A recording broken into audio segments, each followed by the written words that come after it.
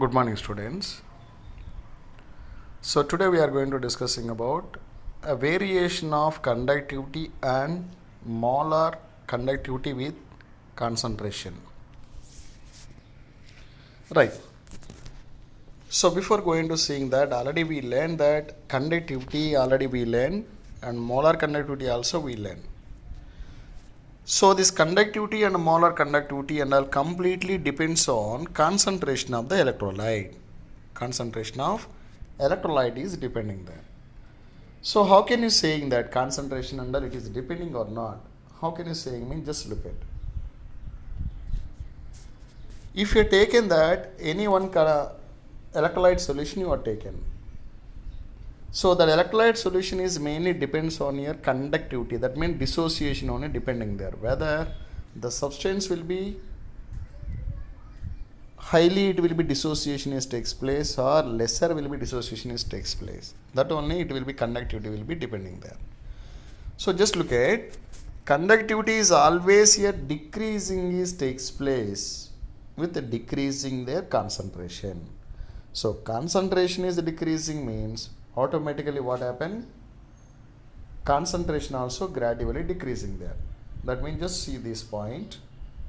Conductivity is always decreases with a decrease in concentration. So if you are taken either strong electrolyte you are taken or weak electrolyte you are taken. Conduction and all what happen depending upon the electrolyte only takes place. Concentration only takes place. If concentration is increasing there, conduction also increasing there. If concentration is decreasing there, conduction also decreasing is takes place. If for example any solution, any electrolyte solution or more dilution is takes place, if concentration of solution is more dilution is takes place, therefore conduction also what happen mean gradually decreasing is takes place. Understood? So conduction also what happen? It is also depending upon the concentration of ions. If dilution is increasing means conduction also gradually what happen decreasing is takes place. Therefore, how can you saying that? If you are taken here, there are two electrodes you are taken. The two electrodes length and all you are taken small l, and area of cross section between the two electrodes is called area of cross section capital A. You are expressing there.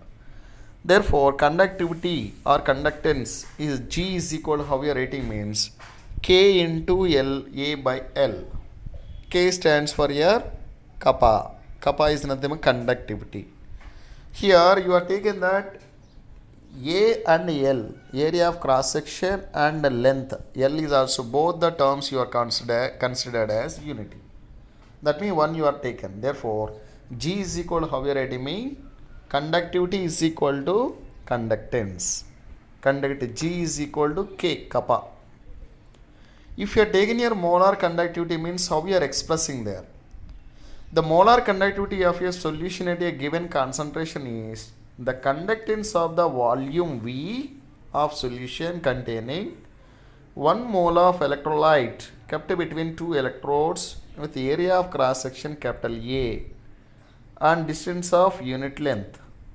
So same expression we are going to applying for molar conductivity you are writing. Therefore, lambda m is equal to Ka by L. So already we know that A and L we are taken as a unity. Therefore, lambda m is equal to kappa. Lambda m is equal to kappa. Since for example area of cross section you are taken as volume of the cell. So V you are taken instead of A you are taken V value you are substituted. Therefore, molar conductivity is equal to kappa into volume V. So now you plotted a graphical representation between your molar conductivity versus concentration. Concentration versus molar concentration, molar conductivity you are plotted means graph it will shows here deeply increasing is takes place and strong electrolytes and it will shows here straight line will be presenting there. Just look at here what is the variation is happening there. Molar conductivity and all gradually what happen increasing is takes place. Molar conductivity and all what happen increasing is takes place. When it is increasing, just see this line, molar conductivity increases with a decrease in concentration. If concentration is decreasing means molar conductivity and all what happen gradually increasing there. That means both are directly proportional to inversely proportional to each other. So concentration is increasing means molar conductivity and all increasing there. If molar conductivity is decreased, so concentration what happen? Increasing is takes place. So here what is happening in this graph? You are taken here, concentration is taken along your x coordinate axis you are taken, and a y coordinate axis what you are taken, molar conductivity you are taken. So in this you are taken, there are two electrodes you are taking there. One is here strong electrolyte you are taken, strong electrolyte, and another one what is taken weak electrolyte you are taken, weak electrolyte, that means acetic acid. Strong electrolyte you are taken potassium chloride, and weak electrolyte what you are taken acetic acid is taken. In this, strong electrolytes are always, it will give you a straight line. The slope is forming like straight line will be forming there. So that means the strong electrolytes are here. Molar conductivity values are what happen approaches to 0. That means KCl line and what happen, it will be intersecting along the y coordinate axis. So the concentration approaches to 0 means that molar conductivity is called limiting molar conductivity. Limiting molar conductivity. And if you are taken for weak electrolyte you are taken means, so molar conductivity and all gradually what happen, increasing is takes place. So concentration is decreasing, molar conductance and all what happen, gradually increasing is takes place. Like parallel lines. Y coordinate axis and weak electrolyte curves and all what happen, it will never touches each other. So prolonged distance it will be extendingly will be presenting there. So therefore here lambda m naught is nothing but what you call means here limiting molar conductance. Just see the definition once how we are defining. When concentration approaches 0, the molar conductivity is known as limiting molar conductivity. So that limiting molar conductivity how we are expressing means you can denoting by symbol E naught m. E naught m. So E naught m is nothing limiting molar conductivity, or else you can denoting by symbol lambda naught m. Lambda naught m. That is called limiting molar conductivity. We are expressing like that. So for example, if you are taken for strong electrolytes means what happen? Strong electrolyte if you are taken means graph and all how it is presenting there. Already we are seen in this graph. So x and y coordinate axis you are taken. X axis you are taken along the x coordinate axis, and y axis you are taken. X what you are taken means here concentration term you are taken, and y coordinate axis you are taken here molar conductivity. So this molar conductivity, a concentration and all gradually what happened, decreasing orderly will be present like this manner. So concentration is gradually decreasing means molar conductivity and all what happened, increasing is takes place. At a certain time what happened means, so the molar conductivity value will be approaches to 0. Approaches to 0. Therefore that is called as here limiting molar conductivity. So this line, this graphical representation is indicating that y is equal to mx plus c. Y is equal to mx plus c. Here y coordinate axis what you have taken, lambda m you have taken, and m is nothing but what you have taken means electrolyte. Electrolyte concentration what I am gradually decreasing there. Therefore root minus a. And x coordinate axis what you have taken means here concentration is taken root c plus component constant what you are taken with lambda naught m or E naught m, you can take like that.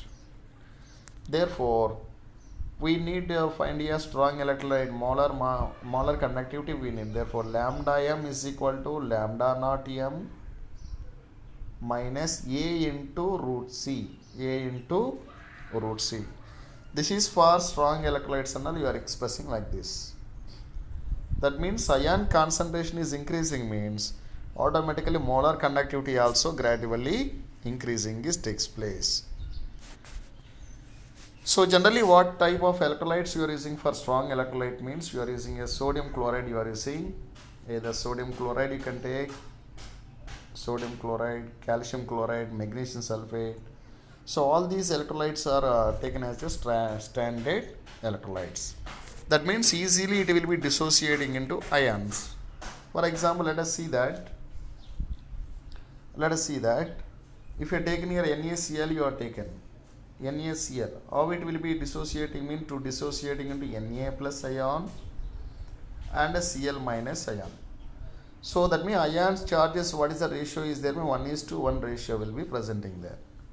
If you taken here magnesium chloride, you are taken MgCl2. So therefore Mg2 plus ion plus 2Cl minus. Therefore what is the ratio is present, 2:1 charge. If you taken magnesium sulfate MgSO4 is dissociated into Mg2 plus SO4 minus 2 will be forming there ion. Therefore ratio what is 1:1 ratio will be presenting there. 1:1 ratio will be presenting there. So this is what is electrolytes under dissociation is happening like this manner. Next one, see there one problem is given, just see there molar conductivity of KCl solution at different concentration at 298 kelvins are given below. The given molar conductivity for KCl solution is given, concentration and lambda m values is given. So in this what you are going to calculating means E naught m and concentration you are going to calculate. E naught m and concentration of KCl solution you are going to calculate. First you have to converting into root values, that means concentration you are converting into C is given. You have to make it into the root C value you are going to finding there. After finding that you have to see that. So E naught m, that means lambda naught m. Lambda naught m, what is the maximum value means here 150 meter. 150 Simon centimeter square mole inverse. E naught m what a value what you are saying final reaching at a point is 150 Simon centimeter square mole inverse. For this line slope and how we are calculating means, therefore we are using formula slope is equal to what is the formula you are using. So y2 minus slope A is equal to how we are writing y2 minus y1 by x2 minus x1.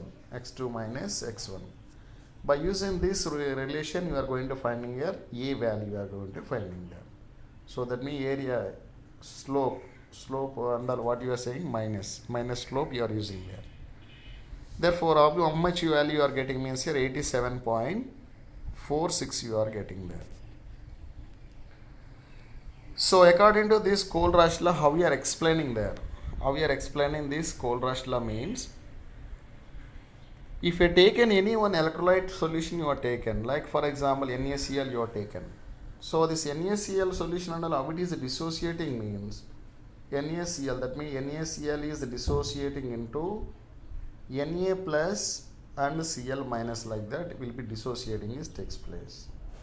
In terms of limiting molar conductivity, how we are writing means, therefore lambda naught m NaCl is dissociating means to gives rise is equal to lambda naught m Na plus lambda naught m Cl minus you are writing there. That means how we are defining according to Kohlrausch law, how we are defining this mathematical equation means the degree of dissociation between cation and anion, the sum of individual contribution of cations and anions will be equal to the molar conductivity of the electrolyte. That means lambda naught m Na plus and lambda naught m Cl minus sum will be equal to the molar conductivity of NaCl, it will be equal. So this is what is in Kohlrausch law. So basing on this Kohlrausch law, what are the they given some applications are given, just see there. What are the major applications of Kohlrausch law? So by using Kohlrausch law of independent of migration of ions. So Kohlrausch law what happened means using only for independent of migration of ions, it is possible to calculate E naught m. E naught m, that means limiting molar conductance value we are going to calculate. E naught m value we are going to calculate for any electrolyte. Any electrolyte E naught m value we are going to calculate in there. Moreover, for weak electrolytes like acetic acid, it is possible to determine the value of its dissociation constant. So especially for weak electrolyte dissociation constant you are going to calculate by using this Kohlrausch law. Right? So the relevant some problems are the Kohlrausch law relevant problem. Just look at here once again. Kohlrausch law, how we are going to calculate. Calculate E naught m for calcium chloride and magnesium sulfate from the given table 3.4. So what you are going to calculate in that? Limiting molar conductance of calcium chloride and magnesium sulfate you are going to calculate. Therefore, lambda naught m for calcium chloride, how we are writing means, first of all you are writing that calcium chloride, how it is dissociating? Calcium chloride CaCl2. So CaCl2, how it is dissociating means Ca2 plus 2Cl minus. Ca2 plus, how it is dissociating means Ca2 plus 2Cl minus. So already we know that. Therefore, lambda naught m CaCl2 is equal to lambda naught m Ca2 plus and lambda naught m 2Cl minus. Therefore, you have to multiply. Already we know that Ca2 plus value we know that, Cl minus also we know that. So just we are writing and multiplying. Therefore, how we are getting means 119 point plus 152.6 is equal to here 271.6 Simon centimeter square mole inverse. Therefore, magnesium sulfate also we are going to calculate. Therefore, Mg2 plus and SO4 minus 2 is equal to 106.0 Simon centimeter square mole inverse plus 160 Simon centimeter square mole inverse. Therefore, you are getting 266 Simon centimeter square mole inverse. So, okay, right? Example 3.8, next session we will see that. So, thank you very much, one and all. Okay, see you later.